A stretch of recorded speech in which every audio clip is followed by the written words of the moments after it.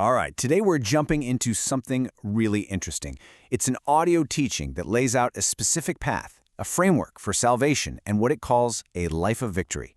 Our job here is to break it all down, piece by piece, so we can see exactly how it works. Ready? Let's dive in. So, right out of the gate, the session hits you with this big question. What does it actually mean to live a life of victory?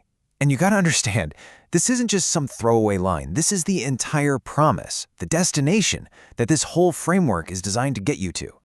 And yeah, that's exactly what we're gonna do here. We're gonna deconstruct that step-by-step path. We'll look at the core beliefs, the things it asks you to do, and the results it promises. It's like putting a puzzle together to see the final picture. Okay, so first things first, what's the end game here? What's the whole point? Well, the source material is crystal clear about this. The number one goal, the core value of this whole session, is achieving salvation. Everything else is just a step on that path. But it doesn't just stop at salvation, it gets way more specific. The teaching promises 4 concrete outcomes. You're supposed to walk away knowing what that life of victory is, knowing Jesus more intimately, accepting Him as Lord and Savior, and if you're already there, recommitting your life to serving Him. Pretty specific, right? So where does a framework like this even start? Well, any system of belief needs a solid foundation, a bedrock idea. And for this one, it all boils down to 2 things. The heart and the mouth. This is the scriptural launchpad for everything that comes next.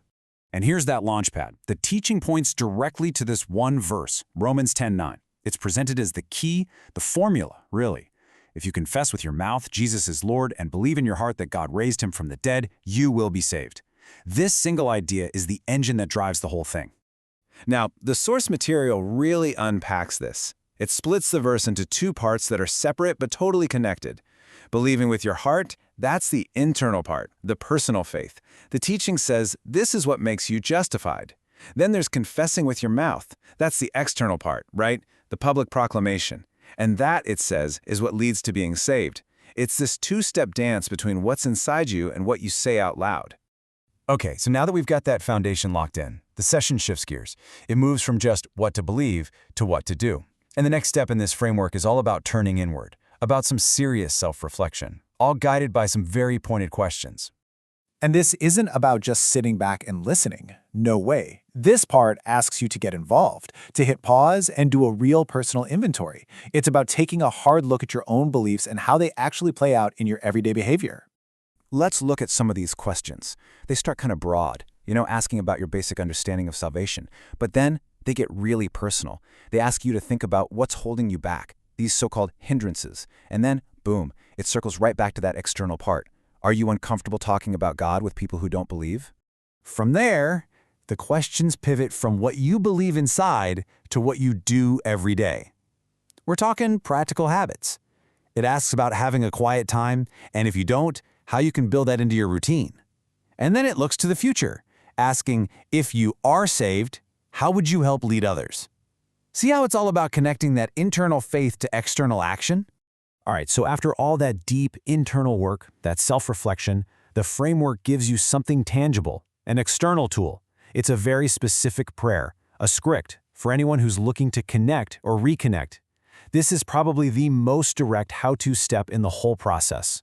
And this prayer is aimed at 2 groups specifically. First, for people who are new to this and want to connect. Second, for believers who feel like they're in a season of dryness, kind of a spiritual rut, and the instruction couldn't be clearer. You have to say it aloud. This ties directly back to that confess with your mouth idea, using your own voice to make the feeling real. So what's in the prayer? It's actually laid out in 3 simple parts. Step 1 is acknowledging you want this. I want to know the real Christ. Step 2 is asking for a clean slate.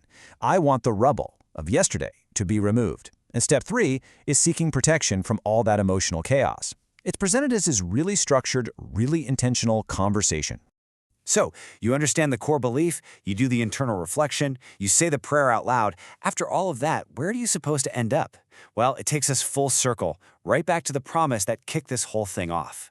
And here's the bottom line. The whole point of this teaching is to lay out a clear path, almost like a formula. If you follow these steps, believe in your heart, reflect on your life, and confess with your mouth, the promised result, according to the source, is that renewed connection and ultimately that life of victory. And that really leaves us with something to think about, doesn't it? This entire framework hinges on that link between what you believe on the inside and what you declare on the outside, between your heart and your mouth. And it makes you wonder, taking a step back from this specific topic, where else in life do we see that same powerful idea? That connection where speaking something out loud is what makes it feel true, makes it real. It's a really fascinating idea to chew on.